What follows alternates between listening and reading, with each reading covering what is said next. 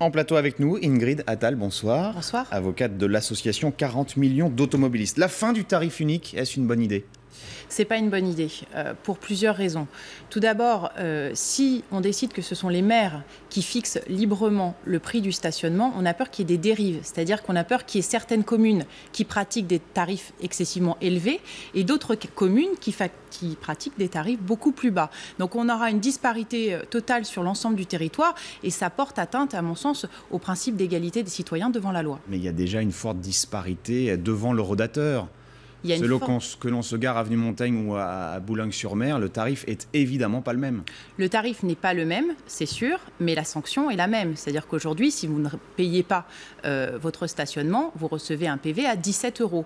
Là, maintenant, si vous ne payez pas ce qu'on appellera la redevance, ça pourrait être librement fixé. C'est-à-dire que si vous ne payez pas, vous restez 2 heures et puis qu'après, vous restez 3 heures et puis que vous n'avez payé que pour 2 heures, vous payerez le forfait journalier. Mais ce forfait journalier sera à combien ? Peut-être à 50 €. À 90 €. Il n'y a pas de limite. En tout cas, il n'y a pas de plafond qui a été fixé. Donc ça pose une vraie difficulté. Pour l'instant, le plafond se tournait autour de 35-36 €, le forfait journalier. Mais à Paris, aujourd'hui, à 17 €, on a plutôt intérêt à ne pas payer. Je ne suis pas d'accord parce qu'aujourd'hui, il faut quand même rappeler que... vous pouvez être verbalisé, si vous restez toute une journée sur une place de stationnement à Paris, vous pouvez parfaitement être verbalisé plusieurs fois à 17 €. Donc, ça a quand même un effet dissuasif. Ça n'arrive pas très souvent, il faut être honnête. Ça arrive parce que les agents verbalisateurs passent parfois plusieurs fois dans la journée. Donc, ça a quand même un effet dissuasif. Vous plaidez pour une tarification à la minute chez 40 millions d'automobilistes. Comment ça peut marcher, ça ? Comment ça peut marcher, ce système ? Alors, je vous explique parce qu'il y a certaines villes qui le pratiquent déjà. Il y aurait dans les horodateurs, donc il faudrait effectivement modifier les appareils. Il faudrait rentrer en fait sa plaque d'immatriculation au moment où vous arrivez et votre plaque d'immatriculation au moment où vous partez de votre place de stationnement. Et donc, ça permettrait de savoir exactement le temps que vous avez consommé. Donc, on ne paye que pour ce que l'on consomme réellement. Ouais, ça coûterait cher parce qu'il faudrait changer tous les horodateurs, hein, c'est ça ? On va regarder ensemble ces chiffres.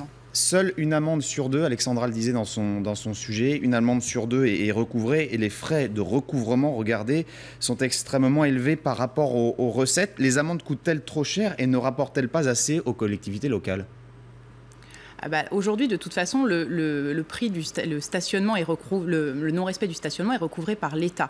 Maintenant, ça sera les communes qui vont recouvrer ces amendes. Et ils expliquent ça va être affecté au transport public, ces amendes qui vont être recouvrées par les communes. Et vous avez vu la différence, 183 millions de recettes et le coût 169 millions.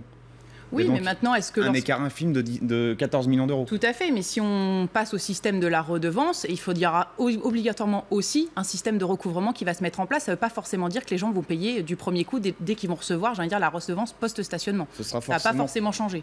Ça pénalisera forcément les automobilistes, ce nouveau système qui est discuté aujourd'hui à l'Assemblée. C'est pénalisant, bien évidemment. Merci beaucoup Ingrid Attal d'avoir répondu en direct à nos questions.